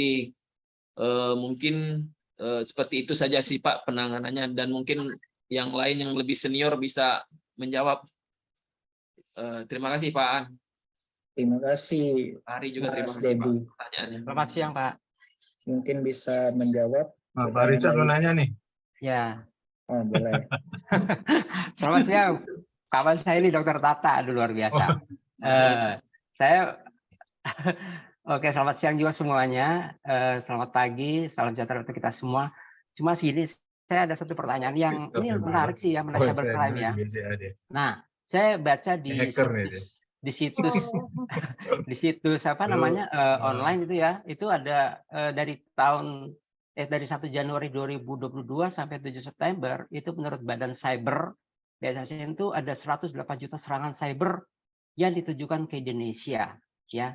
Nah, mungkin kalau saya bertanya mengenai industri perbankan, sepertinya ini kan tadi disinggung oleh Dedi kan, ya ini ya, belum masuk ke platform itu. Cuma saya mau bertanya nih, Pak Didi dan mungkin dengan Aan juga mungkin ada yang di sini yang bisa membantu. Tapi sebelumnya saya minta tolong Bu Iin, tolong materi-materinya bisa nggak ya di-share ke saya lewat email seperti materi Oh, kemarin iya. tuh, iya, Baik, sama Pak. materi ini gitu. Bisa. Terima kasih, ini saya diingat aja sama Pak Tata. Terima kasih, Pak. Oke, baik. Pertanyaan gini. Nah, kalau saya baca ini kan serangan di cyber di Indonesia itu kan hampir 21,2 kali ya. Nah, ini kan luar biasa banyak cyber ya. Nah, cuma ada satu yang saya mau tanya nih. Ini sebenarnya ada beberapa sih tadi jenis-jenis cyber ya. Nah, ada satu yang menarik yang saya baca itu ada istilah cyber espionase, sabotase, and extortion. Nah, itu kejahatan dengan memanfaatkan internet untuk memata-matai pihak lain dengan memasuki sistem jaringan komputer pihak sasaran. Nah, ini gini, saya pernah dengar kalau kita buka handphone atau laptop atau PC, itu kalau jaringan kita dimata-matai oleh pihak lain itu kelihatan. Atau HP kita mungkin ciri-cirinya kalau kita pegang di atasnya panas. Nah, itu bagaimana caranya untuk kita mengetahui ya apakah itu bentuk cyber sabotase atau extortion yang masuk ke jaringan kita. Cukup sih itu aja. Nah, itu apa yang harus kita bisa lakukan? Itu aja sih Pak Didi dan Pak Aan. Mungkin bisa membantu saya. Terima kasih. Oke, terima kasih Pak Richard Lukas. Salam kenal Pak Richard. Mungkin kita tampung dulu Pak Richard. Ini ada pertanyaan juga di kolom chat, yaitu ini dari Mas Gary Darmawan P2K ASN. Izin bertanya Pak, tapi ini dari luar jaringan tentang broken access. Jadi di luar, sedikit keluar dari konteks seminar kita, yaitu kaitannya dengan broken access control yang menggunakan Bob Sweep. Kita sebagai pentester, kebetulan Mas Gary sebagai pentester main Bob Sweep, mengakalin parameter dari sebuah website untuk diambil super user atau administratornya. Ini mungkin kaitannya dengan illegal access tadi, Mas Dedi. Nah, sebagai admin developer, bagaimana cara filter parameter tersebut supaya tidak tertembus? Mungkin Mas Dedi bisa menjawab dulu dua pertanyaan tadi dari Mas Richard Lukas dan Mas Gary Darmawan. Oke, pertanyaannya mulai agak sulit ya sih. Baiklah, coba kita yang pertanyaan Pak Richard tadi Pak ya, mungkin saya bisa semampu saya ini karena terbatas juga saya Pak. Terkait yang bagaimana kita mengetahui bagaimana apakah seseorang melakukan mata-mata atau seperti ada aktivitas yang mencurigakan baik itu di server maupun PC klien kita, tetap kembali perlunya sebuah kewaspadaan kalau menurut saya Pak ya, saat kita menggunakan entah itu komputer atau laptop, mungkin kita akan merasakan suatu perbedaan di saat hal yang normal pun tidak normal. Jadi saat yang terjadi tidak normal, kemungkinan akses yang biasa kita cepat atau ada terjadi perlambatan, dan itu memang butuh waktu untuk mencari tahu berbagai sumber, apalagi sampai komputer kita menjadi terkunci atau data kita tidak bisa dibuka semua, berarti itu sebuah penyusupan atau hal yang sangat berbahaya. Jadi kalau saya pribadi mungkin belum sampai yang terlalu parah kejadian, dan mungkin itu salah satu tindakan penanganan yang bisa saya lakukan secara pribadi maupun dengan teman-teman juga, yang selalu tetap waspada saat menggunakan IT maupun teknologi yang kita gunakan sehari-hari dalam bekerja, Pak Richard. Dan mungkin Pak Tata atau yang lain bisa bantu jawab, dipersilahkan itu Pak. Itu aja dari saya untuk jawaban dari Pak Richard. Ya, Pak Richard ini hacker. Iya Pak, saya ngeri, saya ngeri. Malu saya jawabnya ini Pak. Dia udah tahu jawabannya sebetulnya. Iya itu. Mungkin sedikit menambahkan Pak ya. Jadi pertanyaan Mas Richard tadi kan kaitannya tentang ya spionase ataupun jenis serangan yang sudah beragam. Ya. Memang Mas, serangan itu memiliki pola yang tiap tahun itu memang berubah, setahu saya sih. Jadi kalau di zaman kami kuliah dulu, nge-deface itu kalau sudah misalkan nge-deface satu web kemudian diganti, di-hacker oleh Pak Tata Sutabri, di-hacker oleh Pak Dedi Rezano, itu something membanggakan. Itu mentor kami itu Bu Yesi, Pak Ilman, Pak Surya, itu di zaman dulu itu sesuatu yang membanggakan. Tapi kemudian ada peraturan yang kalau ada peretasan itu menjadi suatu tindak kriminal. Kemudian saat ini memang Pak berubah habitnya. Kalau sekarang itu kan habitnya data. Jadi web ataupun aplikasi yang diretas itu dibuat seolah-olah tidak terjadi apa-apa. Tapi di belakang layar itu datanya yang diambil atau datanya yang disedot. Contoh-contoh kasus yang sudah ada, misalkan Tokopedia, kemudian Zoom juga dulu sempat diberitakan ada yang meretas mengambil data.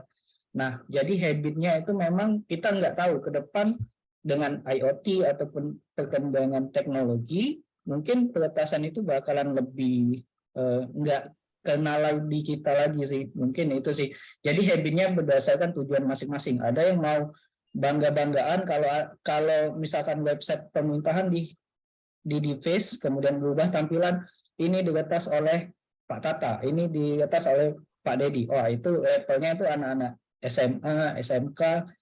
Kemudian kalau sudah retasannya mengambil data itu biasanya sudah spionase tadi, sudah berkelompok, dia mengambil data seolah-olah website itu atau aplikasi itu tidak terjadi apa-apa. Memang kalau salah satu trigger di security itu kan semakin aman berarti website Anda tidak aman. Iya kan, ada istilah itu Pak.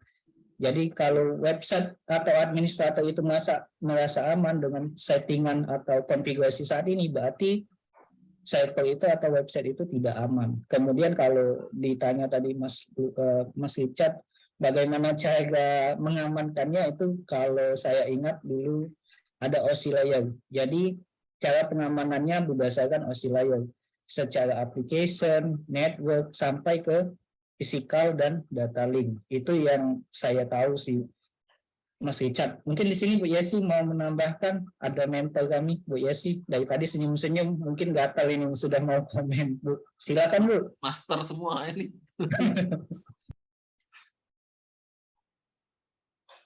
Dulu Mas Aan. Lihat dulu Mas Aan. Pak Aan di chat ada yang mau bantu jawab, itu Mas Fahri. Iya, gini, maksudnya gini. Saya ini kan kita semua, saya lihat di sini semua punya kompetensi ya di dalam apa namanya ilmu sains IT sini ya. Nah, maksud saya gini, saya belum menangkap gitu ya, maksudnya core-nya gitu, karena yang tadi saya singgung mengenai cyber ini kan banyak nih jenis-jenis cybercrime ya. Salah satu tadi yang saya tanyakan mengenai cyber espionase, sabotase dan extortion. Karena saya sendiri pernah mengalami itu kasus phishing namanya ya. Itu pernah mengalami. Nah, cuma kan kasus-kasus apa yang tadi yang saya singgung itu belum ya, maksud saya belum terjawab dengan secara ini ya, secara ilmiah gitu loh. Maksudnya bagaimana cara pencegahannya, proteksinya seperti apa?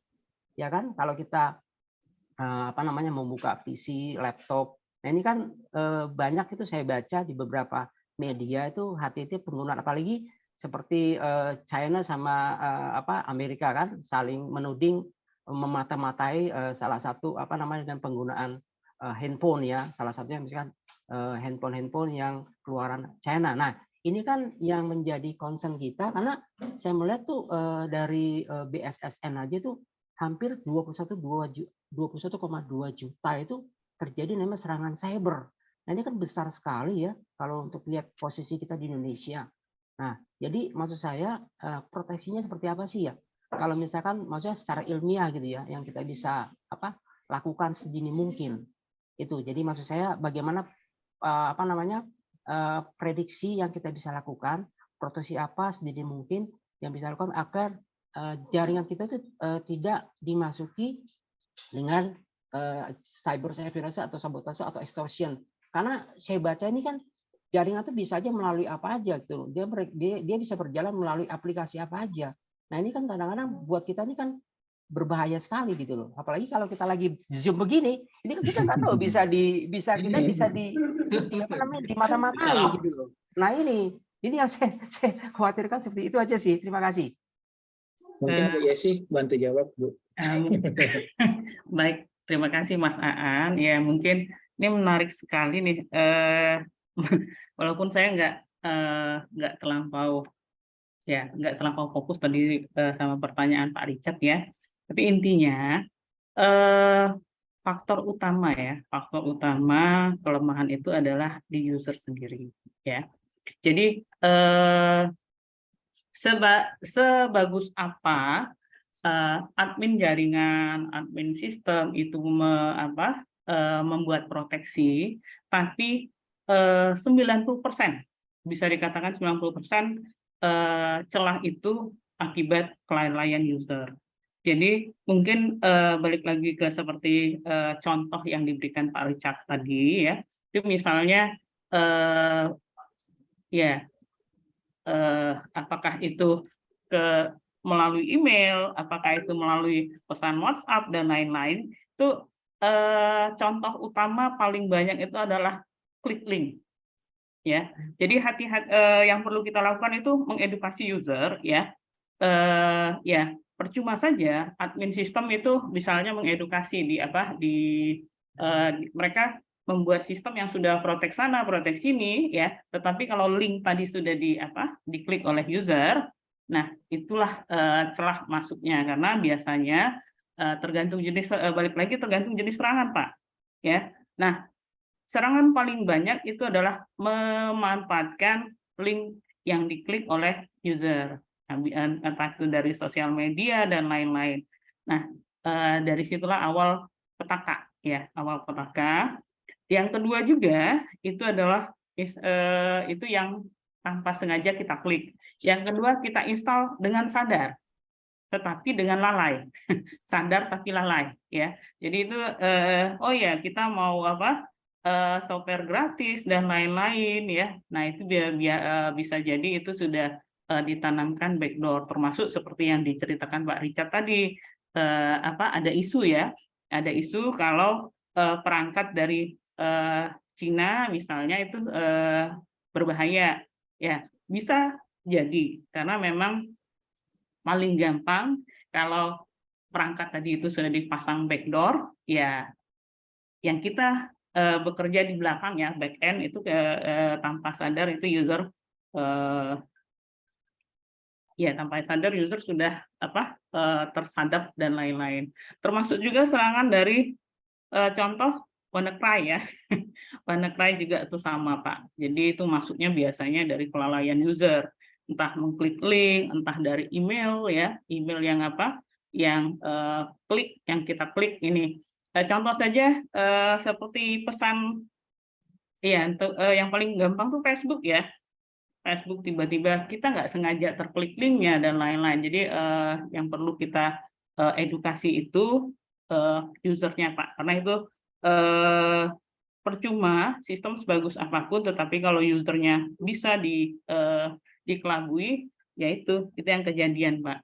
Jadi contoh saja terus terang, saya pernah dengar cerita Pak Dedi ya, Pak Dedi Samsuar yang dulu sempat dia menghandle IT Bina Dharma. WannaCry itu pernah masuk ke server Bina Dharma, karena target dari WannaCry itu selain edukasi, pemerintahan dan juga rumah sakit, karena rumah sakit itu yang paling banyak mereka sasar itu rumah sakit ya. Mungkin yang masuk dari awal itu adalah dari user di jaringan. Nah, dari user di jaringan biasanya contoh WannaCry tadi dia mensasar port SMB ya, port sharing. Nah, masuklah itu ke servernya Bina Dharma. Jadi yang walaupun kita sebagai user yang lalai, tapi tanpa sadar kelalaian kita itu membahayakan Bina Dharma contohnya. Tapi yang seperti itu sebenarnya si admin juga harus harus rajin ya, harus rajin jadi backup system dan lain-lain. Kenapa? Karena kalau kita bayar juga pun itu nanti jebol lagi biasanya. Jadi sebaiknya Bina Dharma waktu itu tidak bayar ya, tidak melakukan transaksi, tetapi melakukan riset ya. Kebetulan alhamdulillah sistem itu ada backup, tiap harinya ada backup, itu contoh. Mungkin itu saja ya yang bisa saya share. Saya juga belum tahu pertanyaan Pak Richard lebih detail, mungkin nanti bisa kita tambahkan, Pak. Terima kasih Pak Richard dan yang lain ya. Terima kasih Bu Yesi. Terima kasih Bu Yesi. Terima kasih Bu Yesi atas jawabannya tadi, membantu Mas Dedi dan saya untuk menjawab pertanyaan dari Mas Richard. Mungkin sekian Mas Richard. Jadi untuk jawabannya tadi sudah ditambahkan Bu Yesi. Jadi proteksinya, memang kata Bu Yesi tadi yang saya tangkap itu dilihat dulu proteksinya dari sisi jenis serangan. Kalau misalkan jenis serangan, kalau yang saya ingat dulu Bu Yesi pernah bilang itu, kalau proteksi dari sisi OSI layer, yang paling atas itu aplikasi, berarti kita pakai proxy di web browser masing-masing. Kemudian kalau dari sisi network, kita bisa pasang DNS di komputer kita masing-masing. Kemudian kalau dari sisi HP ataupun laptop, mungkin kita bisa pakai antivirus dan mengupdate antivirus tersebut, Pak Richard. Itu saja. Oke, ini tadi ada pertanyaan yang dibantu jawab oleh Mas Fahri. Jadi kalau akses kontrol yang tidak dipakai, itu biar tidak tertembus, itu pakai UUID sebagai pengganti atau dihash supaya tidak mudah ditebak. Kemudian mungkin ini pertanyaan terakhir Mas Dedi untuk webinar kita kali ini, yaitu dari Mas Azwar Fernando dari Diskominfo. Ini bertanya apa saja yang termasuk dalam kategori cybercrime, kemudian bagaimana cara mengantisipasi ataupun mengatasi dari cybercrime tersebut, khususnya yang terjadi di sisi pemerintahan, ataupun yang Mas Dedi pernah alami dari sisi cybercrime yang pernah terjadi di dinas yang tempat Mas Dedi kerjakan, dan bagaimana cara mengatasinya. Terima kasih. Silakan Mas Dedi. Baik, saya coba menjawab pertanyaan dari Pak Aswar Fernando. Sebenarnya dari sisi pertanyaan sudah saya bahas juga di awal tadi Pak Aswarnya, maaf ya.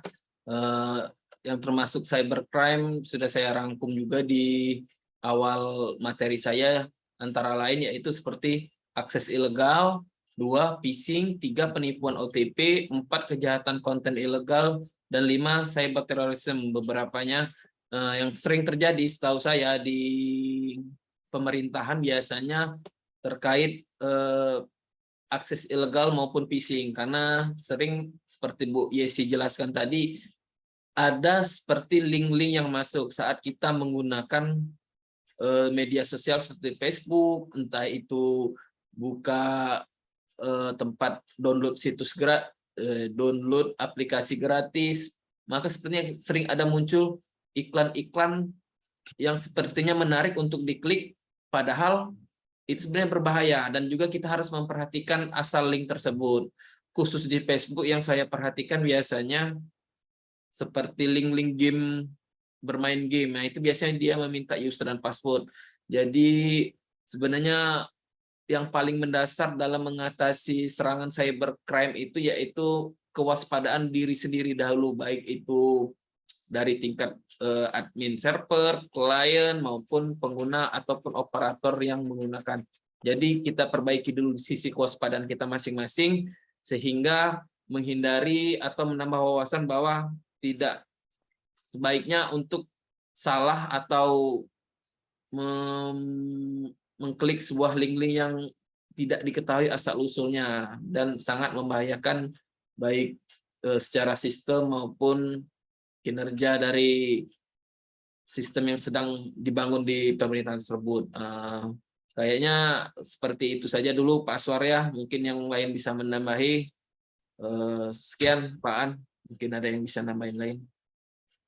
Oke, terima kasih Mas Dedi Ezano atas jawabannya dari pertanyaan Mas Azwar.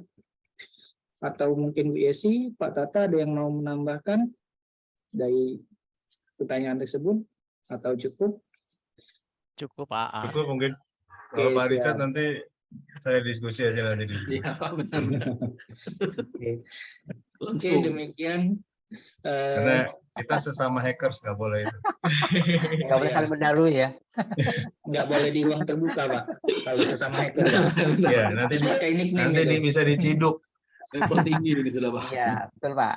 Melanggar UTE. Oke, Ambil kopi demikian nanti Pak Bapak Richard Ibu. ya. Demikian Bapak Ibu seminar kita hari ini.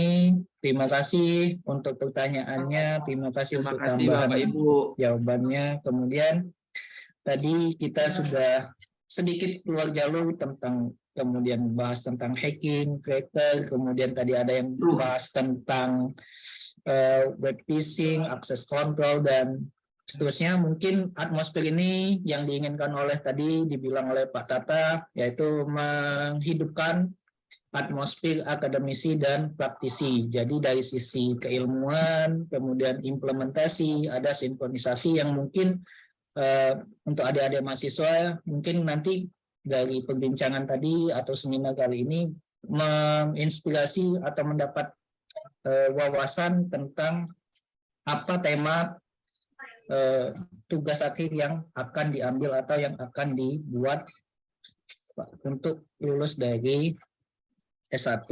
Kemudian untuk mungkin tadi saya lihat ada perwakilan dari dinas tempat bekerjanya Pak Dedi, kemudian ada dari Diskominfo, kemudian ada dari, saya lihat ini ada teman juga dari provider Moratel ya. Ini ikut hadir, jadi terima kasih untuk waktunya Mas Dedi juga. Kemudian kita kembalikan ke Ibu Iin. Silakan Ibu Iin. Baik, terima kasih Pak Aan yang telah memandu acara inti pada hari ini. Dan terima kasih banyak atas sharing ilmunya kepada Bapak Dedi Rezano Eskom yang sangat menambah wawasan bagi kita tentang dunia cyber ya Pak ya.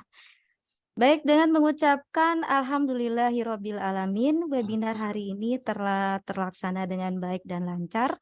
Tak lupa ucapan terima kasih yang sebesar-besarnya kepada peserta webinar nasional hari ini yang sangat luar biasa dan sangat antusias mengikuti webinar nasional ini dari awal sampai akhir. Saya mewakili segenap panitia yang bertugas pada acara webinar hari ini. Mohon maaf apabila dalam pelaksanaan webinar nasional ini masih banyak sekali kekurangannya. Sebagai penutup acara, saya kasih pantun lagi. Dari Irian banyak cendrawasih. Roti mengembang diberi ragi. Cukup sekian, terima kasih. Semoga webinar series mendatang berjumpa kembali.